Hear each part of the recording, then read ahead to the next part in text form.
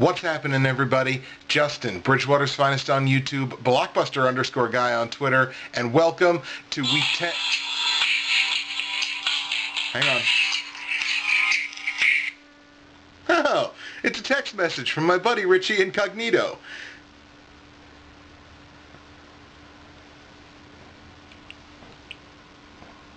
Whew. That was unpleasant. Anyways, it is Week 10 of my weekly NFL Picks show for the 2013-2014 NFL season.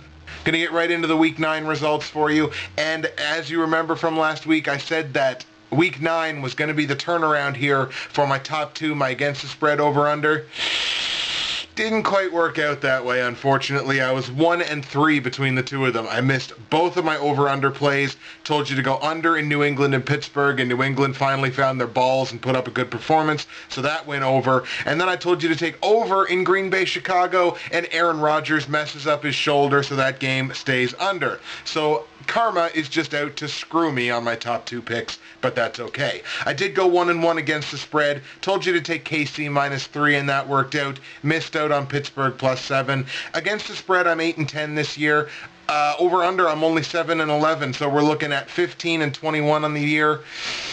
Ooh, not good, but we're going to keep trucking along here. We're going to start getting better. Let's take a look at the platinum, gold, silver, and bronze picks from Week 9. Start with the bronze pick, the much maligned St. Louis over Tennessee pick. Of course, if you look down in the comments section of my Week 9 video, you'll see that a Seahawks homer was really leaning into me for that one. Turns out, unfortunately, the homer was correct. St. Louis losing to Tennessee 28-21. This whole game was the Zach attack versus CJ2K. Zach Stacy, 27 carries, 127 yards and 2 touchdowns versus Chris Johnson, 23 carries, 150 yards and an equal 2 touchdowns. Quite frankly, this game came down to the Rams couldn't stop the run. The Rams gave up 4 rushing touchdowns to 3 different players, including the quarterback. If the Rams could have stopped the run, they win this game. Unfortunately, they didn't, so they didn't win the game. It's relatively straightforward. So that was unfortunate. I missed out on my bronze pick there, and unfortunately, the homer gets justified.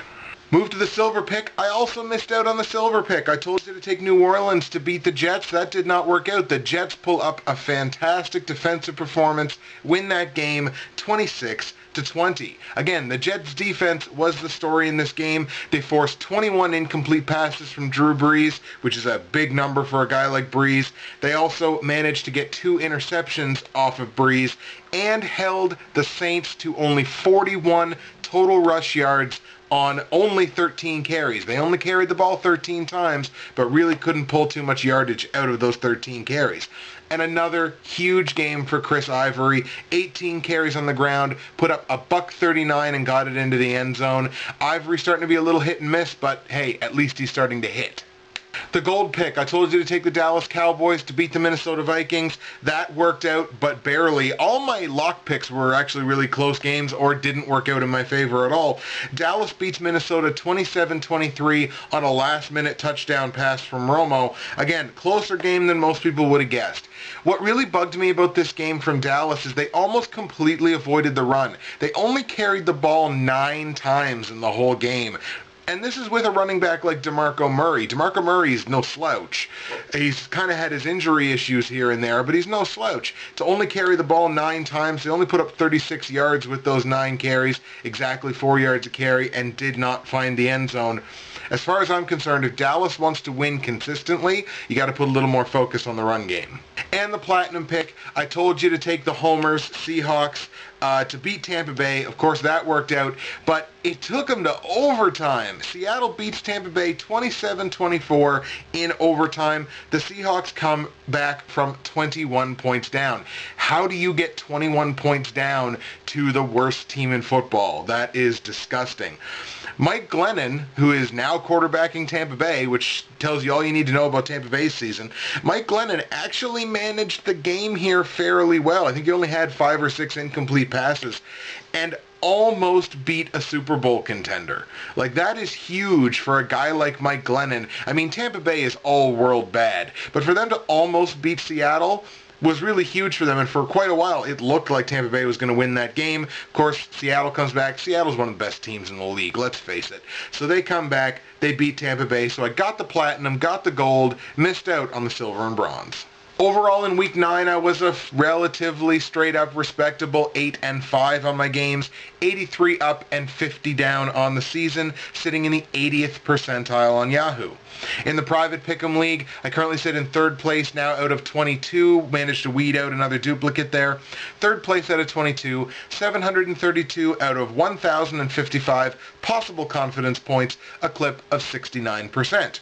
But in Week 9, I only managed to rake in 57 of 91 confidence points, a clip of only 63%. Shout out to our Week 9 winner, her second win in a row, Holly Gordon, Patriots or Nothing, 10-3 on the week, very good number, 70 out of 91 possible confidence points, a clip of 77%. And shout out to our once and former, and now once again, league leader, no longer Jay Cutler for MVP, Josh McCown for MVP. Follow him on Twitter at Chicago_span. Josh McCown for MVP, now leading the league once again.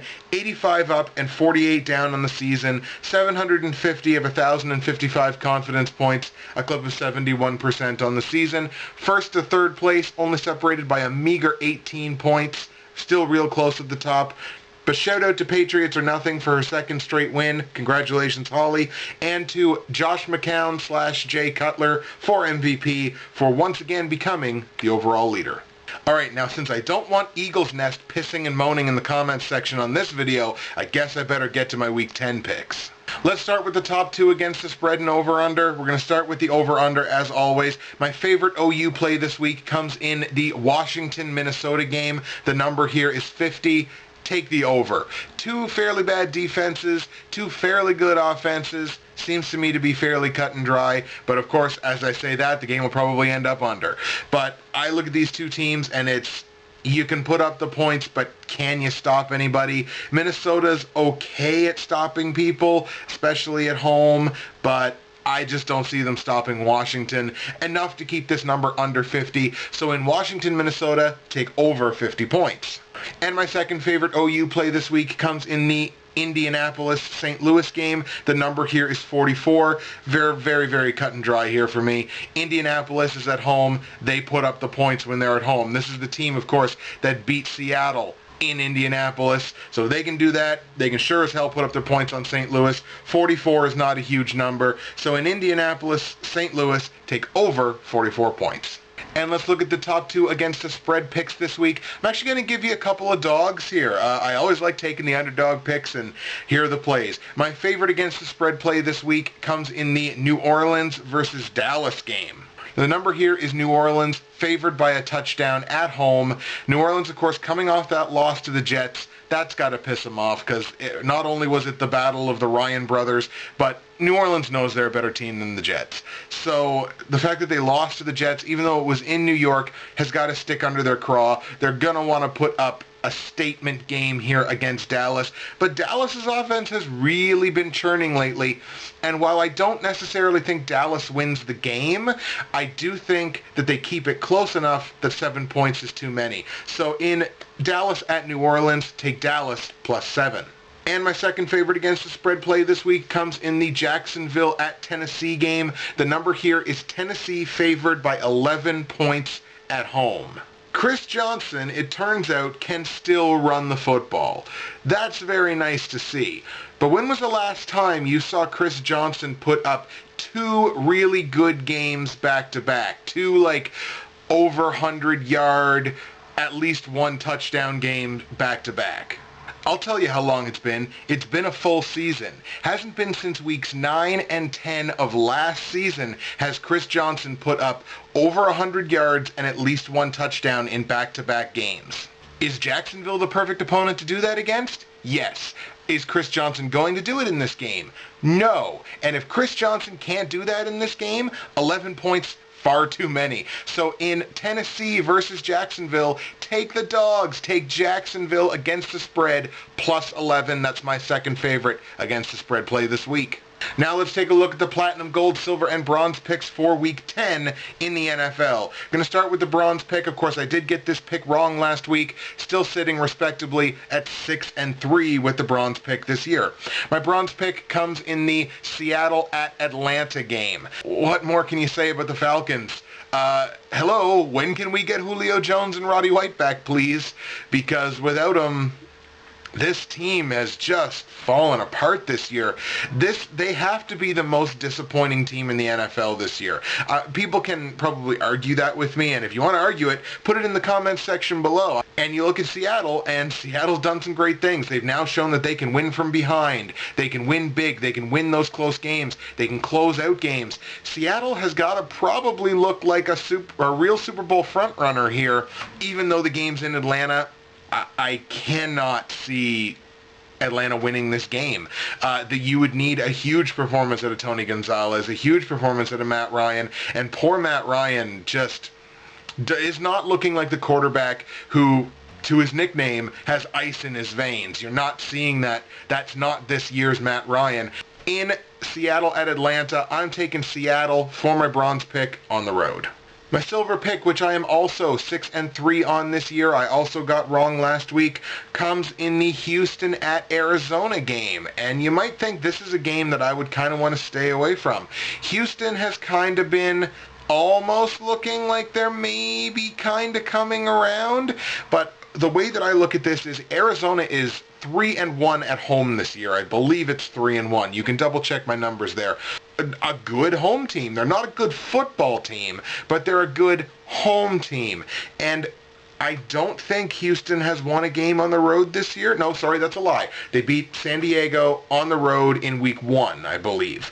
And Arizona just plays very good at home. I don't think Houston beats them in this game. Houston, I don't think, is right now good enough on the ground to consistently get big gains on the ground enough to drain a clock and beat Arizona in a low-scoring game. You might want to be tempted. The line in this game is only Arizona -1. You might want to be tempted to take that against the spread. But in Houston at Arizona, for my silver pick, I'm taking Arizona at home. My gold pick, in which I am 8-1 this season, comes in the Jacksonville Jaguars at Tennessee Titans game. Color me impressed by the Titans. They played a real good game. They beat St. Louis in what you could probably consider a shootout, considering there were 49 points scored between these two teams. With these two teams, you got to consider that a shootout. 4 rushing touchdowns last week. I think they're going to be able to run the ball here on Jacksonville. I don't think, again, as I said earlier, I don't think Chris Johnson repeats his performance.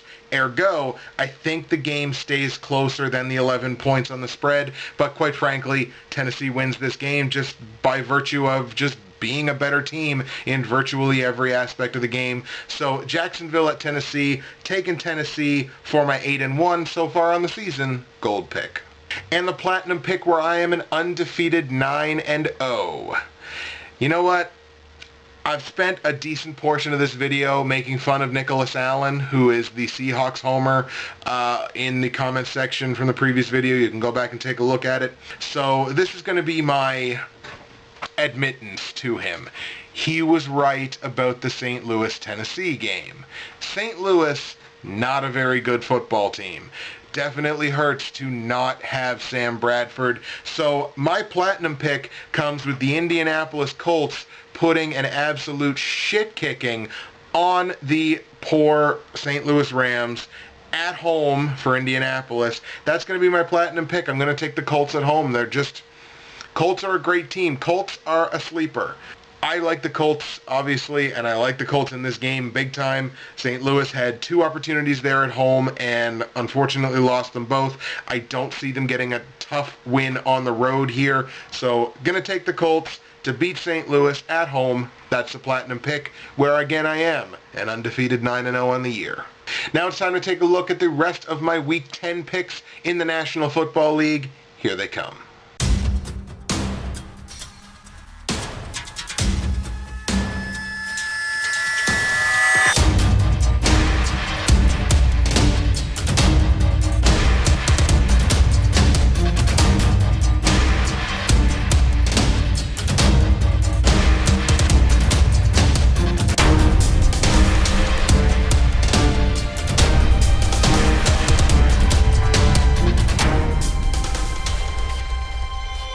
That's the Week 10 show for you, folks. Comments, hate, and love, you know where they go by now. We had some real interesting discussions and debates and attempted trolling and homering and everything in the comments section last week. Let's see if we can't do it again this week. Again, shout-outs to Holly Gordon. I can't say enough about this. Winning 2 weeks in a row in the pick'em pool is not an easy thing to do, considering we have 22 people in the pool. So not an easy thing to do. Congratulations to Holly for doing that. Josh McCown for MVP, proving he can play from behind. That's it for me, Justin, Bridgewater's Finest on YouTube, Blockbuster_guy on Twitter, and for the sake of one of my fantasy teams, get well soon, Aaron Rodgers.